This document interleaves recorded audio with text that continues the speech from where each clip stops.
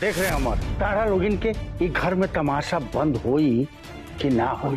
तमाशा नहीं के बाबूजी, अभी हकीकत बा। कहे से कि बहुत दिन से हम ये दोनों जानी के अपन मन का तराजू में तौल रही कि के घर में रहे लायक बा और के बाहर जाए के लायक बा। तिवारी परिवार में हमार 2 गो पत्नी एक घर में ना रही। अभी दोनों जानी के ऊपर बा, ये दोनों जानी आपस में फैसला कर लीजा कि के घर में रही और के घर से बाहर जाए, के घर से बाहर जाए, के घर से बाहर जाए।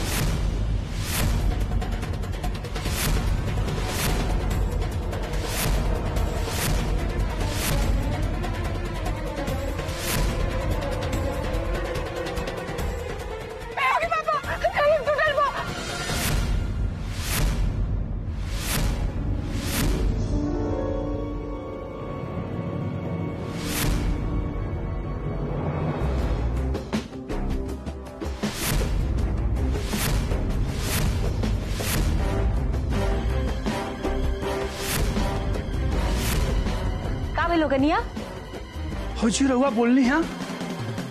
भारती भाभी, रहुआ अभी अभी अभी अमर भैया के नाम ले लिए ना? कन्या, तू अमर की आवाज लगाई हुआ देखा था? शंकर भगवान तारा पे खुश होके तारा आवाज लौटा दिलन। हाँ बड़की अम्मा जी, पीहू के पापा ऊपर से गिरे वाले रहनी है, लेकिन वहां के बच गई नहीं।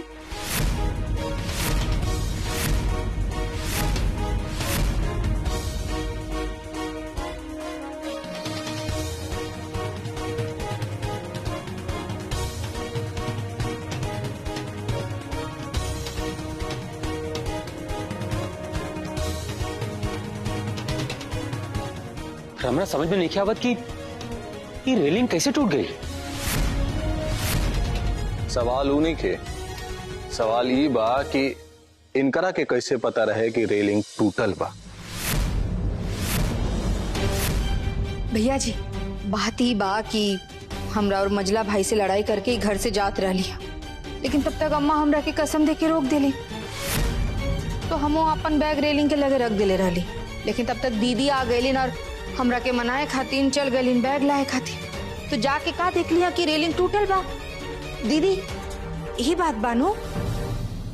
सही बात तो यही बदलहीन कि तो हमरा जान से मारल चाहत रहलू हा, लेकिन हम यही बात केहू से न कहब, काहे से कि तहार यही हरकत की वजह से हमार आवाज लौट आइल बा। और एके खातिर हम तहार एहसान मंद बानी।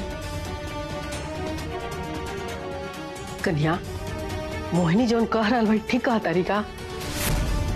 जी बड़की अम्मा जी, छोटकी दुल्हन एकदम ठीक कहा ताड़ी। हम ही ना चाहत रहनी है कि छोटकी दुल्हन घर छोड़ के जासू। यही से जब हमरा से बैग लावे खातिर गई नी, तो हम कैसे भी कर कर ऊपर बैग लावे खातिर चल गई नी, और वहां जाके देखने की रेलिंग टूटल बा। लेकिन ये बात हम जब तक केहू से कहती तब तक पीहू के पापा ऊपर चल गई नी।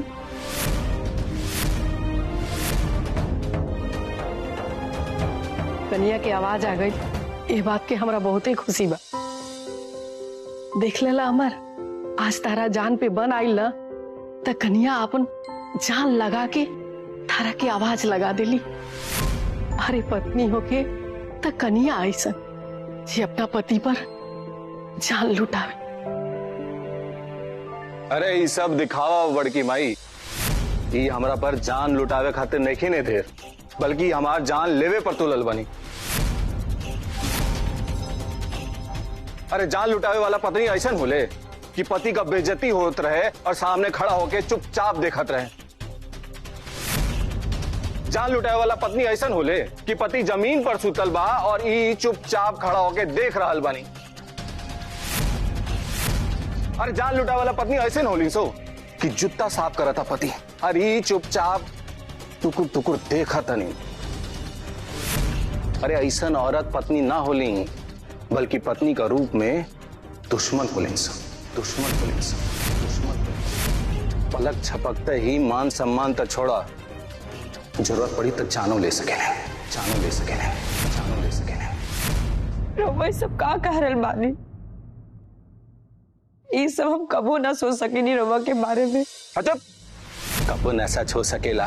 आग से देखा तनी जमान ओके तू झुटला रहल बड़ू है? हम सच बोल रहे बानी पियो के पापा। रउआ के गलत लाग रहा बा। हम राउर जान के दुश्मन कबू नहीं की बन सकत। अरे ई जन्म तक आ हम तो सैकड़ों जन्म लेला के बाद भी राउर जान के दुश्मन नहीं की बन सकत। एक बार रउआ हमरा से कह के तो देखी, हम रउआ खातिर अपन जान भी दे दी पीहू के पापा, लेकिन हम राउर जान के दुश्मन नहीं की बन सकत। पीहू के पापा हमारी बात सुनी, हमारे यकीन करी पीहू के पापा, हम सच कह रहे बानी। अरे का यकीन करी हम तोहार? कौन बात पर यकीन करी हम तोहार? ये यकीन करी कि तोहरा वजह से हमरा के आंगन में सूते का सजा ना मिलल रहे, या ये यकीन करी कि तोहरा वजह से हमरा के सब कर जूता साफ करे का सजा ना मिलल रहे? अरे का यकीन करी हम? लेकिन एक बात का यकीन हम कर सकीला आरती तिवारी, कि जौन हम सजा कटली है ना, ये सजा तोहरा खातिर खाली तमाशा रहे, लेकिन हमरा खातिर सजा हम कटली है ना कि हमार जमीर हिला दे ले बा, और ये अब हम मरते दम तक ना भुला सकीला। ना पीहू के पापा, रवा जरूर सजा कटनी है, लेकिन हमारी यकीन करी अगर हम चले और बोले के लायक रहती नू, तो हम नई की दुल्हन के ये सब करे से जरूर रोकती। हम कौनो भी कीमत पे रवा को सब दुख ना सह देती जवन रवा सहनी है, लेकिन हमरा से जवन कुछ भी बन पड़ल हम उस सब रवा खातिर कहनी है। जब रवा रात में आंगन में सूतल रहनी है तो हम रवा खातिर तकिया लेके आईनी है। जब रवा के वो जूता चप्पल साफ करे के सजा मिलल रहे, हम रात भर जाग कर वो जूता चप्पल साफ करनी है। हम पूरी कोशिश करनी है कि हम राउर सजा के कुछ कम कर सके।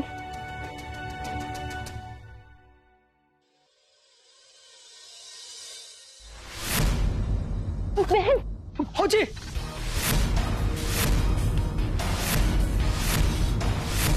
ठीक है ना बहन? दर्द उसको सुनाया जाता है जिसे दर्द का एहसास हो, और यहाँ पर आपके दर्द से किसी को कोई लेना देना नहीं है। और ये जो आपको चक्कर आ रहे हैं, इन लोगों को थोड़े ना पता है कि आप 3 दिन से भूखी हैं, आपने कुछ भी नहीं खाया पिया। हम जितनी भी बार आपके लिए खाना लेकर आए, आपने मना कर दिया, कहा कि जब तक इनकी सजा पूरी नहीं हो जाती आप कुछ भी नहीं खाएंगी पिएंगी। सजा तो इन्हें मिली थी, लेकिन आपने खुद को खुद ही सजा दे दी। लेकिन बहन ये बात ये नहीं समझ पाएंगे।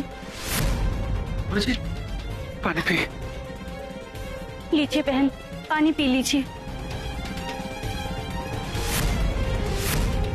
अपने आप को कष्ट देना बंद कीजिए बहन। अब तो हमने उनको सजा देना भी बंद कर दिया है। आप ठीक से रहिए, अच्छे से खाइए पीजिए। अन्न जल का त्याग जीवन को त्यागने से भी ज्यादा कष्टदायी होता है। लीजिए। ना नहीं की दुल्हन, हम अन्न और जल तब तक न ग्रहण करब जब तक तू हमरा के ई वचन न देबू कि तू घर परिवार छोड़ के कबू न जेबू। अब हमारे बारे में चिंता करना छोड़ दीजिए। हमारी नियति तय हो चुकी है। हमारा रास्ता अब इस घर से अलग है। अब हमें ये घर छोड़कर जाना ही होगा। ना नहीं की दुल्हन, अब हमरा के लाग रहल बा कि घर परिवार तारा खातिर बहुत जरूरी बा। तू एक जगह से ठोकर खाए के एहजाइल बाड़ू, अगर एजा भी तारा के ठोकर मिली तो तू कहाँ जाएबू? सुनिए बहन, हमारी बात तो मान नहीं रही है। आप ही इन्हें पानी पीने के लिए कहिए। हमें यकीन है कि ये आपकी बात से इनकार नहीं करेंगी। ना नहीं की दुल्हन, जब तक तू हमार बात न मनबू हम भी केहू के बात न मानब। तू हमरा के वचन दे के ही बोला कि तू एक घर परिवार छोड़ के कबू न जाइबू। हमारी मजबूरी को समझिए, हम आपको हाँ नहीं कह सकते। और जब जिसकी इच्छा से हम इस घर में आए थे वो ही नहीं चाहते कि हम यहाँ रहे, तो हम कैसे रह सकते हैं? हम इंसान हैं, कोई पत्थर नहीं है बहन जिसे जहाँ चाहे वहाँ रख दिया जाए। और ना ही यहाँ रहना हमारी मजबूरी है। अगर इनकी इच्छा नहीं है तो अब हम इस घर में नहीं रहेंगे, इस घर में नहीं रहेंगे, इस घर में नहीं रहेंगे। इंसान का इच्छा का बा समय के साथ बदलत रहेला। हमरो इच्छा बदल सके था। ये सारा लोग ना घर में बहुत ज्यादा कर रहा बड़ा लोग। हम तारा लोग से कह के चाहता नहीं कि हम चुपचाप अगर बैठ के ये देख रहल बानी, सुन रहल बानी नो, तो हम निरीह प्राणी ना हो गई। नहीं देख रहे हमार तारा लोग इनके ये घर में तमाशा बंद होई कि ना हो। तमाशा नहीं के बाबूजी, अभी हकीकत बा। कहे से कि बहुत दिन से हम ये दोनों जानी के अपन मन का तराजू में तौल रहल कि के घर में रहे लायक बा और के बाहर जाए के लायक बा। और आज का दिन ई फैसला हो गई बा। ई दोनों जानी एक घर में रहे लायक नहीं खींचा, रहे लायक नहीं खींचा, रहे लायक नहीं। गोदावरी के तलाक दिली है ना, ऐसे दिली हाँ ताकि तुहारा के कष्ट होके, लेकिन तू कष्ट उठोले नहीं खोचा। गोदावरी के घर से बाहर नहीं खी जाए दे। ठीक बा, तो अगर गोदावरी घर में रही हन तो तुहारा के घर से बाहर जाए के पड़ी, घर से बाहर जाए के पड़ी, घर से बाहर जाए के पड़ी। एक आदमी के तो घर से बाहर जाही के पड़ी, तो तू जेबू घर से बाहर, तू जेबू घर से बाहर, तू जेबू। बहन के बचाव तो रहलू है ना। अब चला निकले घर से। काहे से कि अब तिवारी परिवार में हमार दूगो पत्नी एक घर में ना रही। ये हमार आखिरी फैसला बा, आखिरी फैसला बा। अभी दोनों जानी के ऊपर बा। ये दोनों जानी आपस में फैसला कर ली जा कि के घर में रही और के घर से बाहर जाए, के घर से बाहर जाए, के घर से बाहर जाए, के घर से बाहर जाए। बहन इसी घर में रहेगी। ना नहीं की दुल्हन, हम जब तिवारी निवास छोड़ते, हम जब तिवारी निवास छोड़ते, हम जब तिवारी निवास छोड़ते।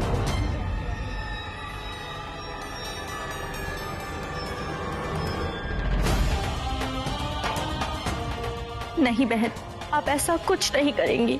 तू का चाहत बाड़ू हाँ कि हम ये पानी और खाना खाए छोड़ दे? नानू, तो तारा के हमार बात माने की पड़ी, तारा के घर में रह के पड़ी।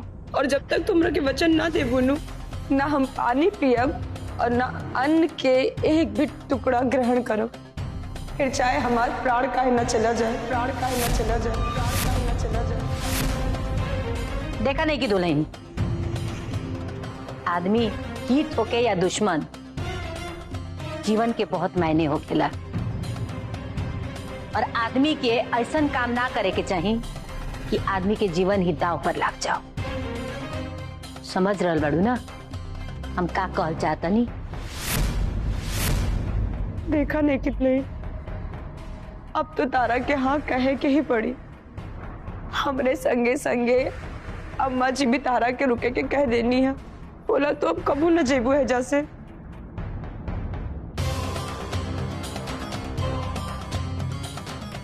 पीहू के पापा अभी घर में तिवारी परिवार की नई बहू गोदावरी तिवारी रही है, गोदावरी तिवारी रही है, गोदावरी तिवारी रही है।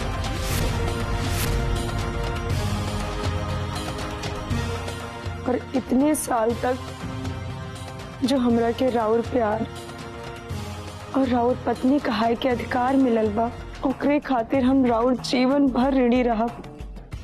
बस हमार रउआ से एगो विनती बा कि हमरा के 3 दिन तक घर से बाहर मत निकाली।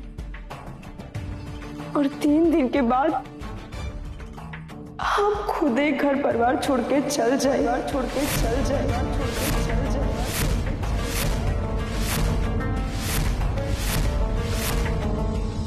जब जाही के बा तो 1 दिन 2 दिन का 3 दिन गिना तरु जाए के बता जा। संध्या के माही, अरे कन्या का कहल चाहतरी पहले सुन तला।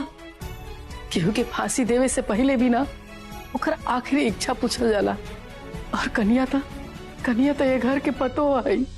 अब अम्मा, अब दीदी के फांसी थोड़े दियल जाता, दीदी के तो एक घर से आजाद कल जाता। अब जब सही बात बा दीदी के जाए के बाद तो सुबह के पहले गाड़ी से चल जास नो। आना चाची जी। हम ही घर छोड़कर चल जाती, लेकिन ये घर में हमार 2 देवर बाड़न जे हमरा के आपन बहन जैसे मानेलन।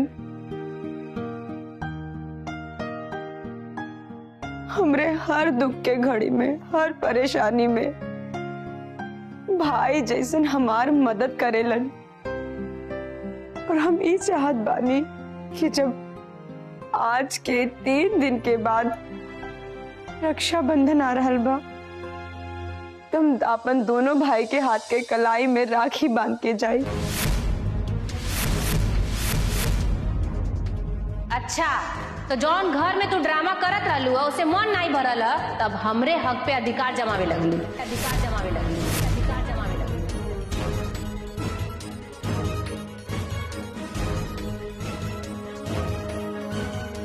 हम कुछ दिन खातिर बुआ के घर का चल गई नी, तू तो हमरे भाई लोगन पे ही कब्जा जमावे लगलू।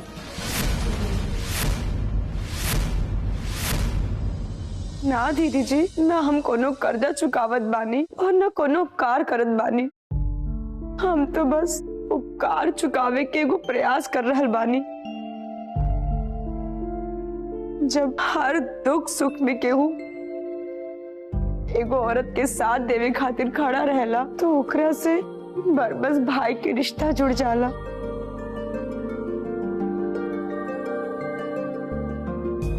बस दीदी, हम एगो बहन के नाते आपन प्यार के आपन दोनों भाई के हाथ में राखी के रूप में सजावल चाहत बानी। ओ, आपन भाई के तो ठेकाने नहीं के, हाँ? तार लूर रहन की वजह से वो आइले छोड़ देले बा। और अभी कौन नया रिवाज शुरू करते रहो, हाँ? देवर रो के भाई बनेबू, राखी बनबू तू। ओहो चाची जी, अब इनकर भाई इनकरा के बहन मानियन तब नू। अब राखी वाले दिन इनकर भाई इनकरा के अपन बोझ समझियन तो रक्षाबंधन में कहाँ से याद करियन।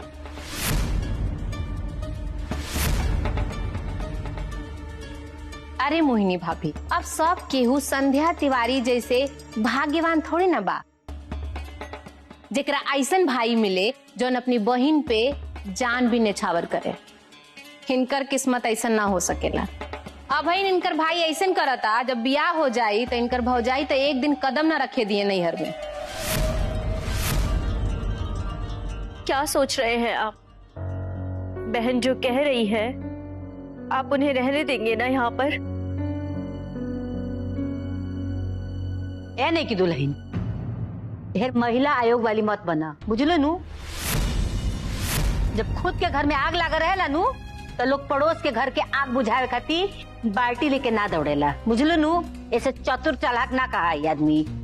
ठीक कह रही हैं आप मम्मी जी, लेकिन एक बार आप अपने बेटे के मन की बात भी तो सुन लीजिए, पूछ लीजिए उनसे। इनकरा के दोनों के राखी बांधे तक रहे द घर में, लेकिन राखी बंधला के बाद ये अपने आप एक घर से चल जी हैं। कहे का जरूरत ना पड़े के चाहिए हमरा के।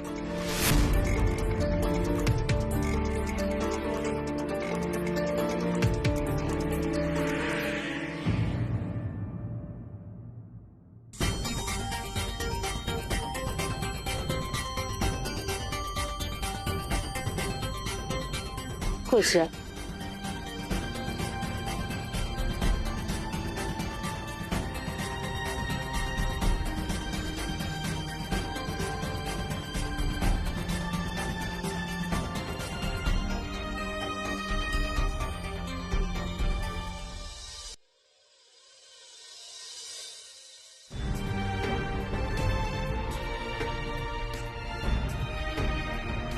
बहन, ये आपने क्या किया?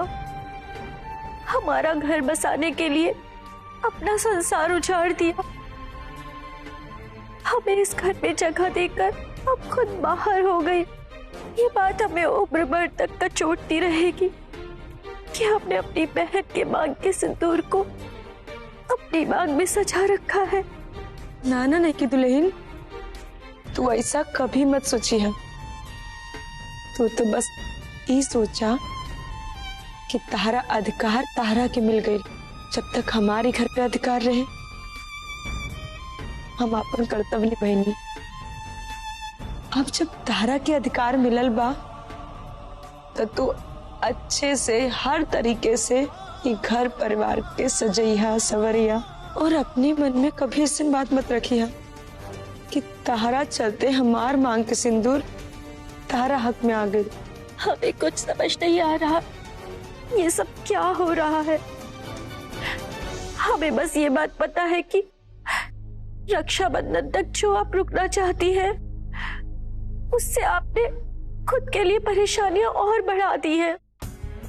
हमें ऐसा लग रहा है जैसे तार से गिरकर आप खजूर पर आकर अटक गई है।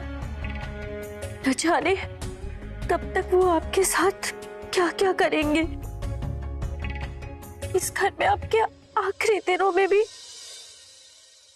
आपको बहुत कष्ट झेलना पड़ेगा, कष्ट झेलना पड़ेगा, कष्ट झेलना पड़ेगा। नहीं की दुल्हन, रक्षाबंधन खातिर जौन हमरा समय मिलल बा, एमे हमरा उस सब राज जाने के बा जौना के बारे में हम अजू तक केहू के नइखे बतैले। उनकरो के भी ना जिनकर ही राज बा, और पीहू के पापा की राज हम जान के रहब।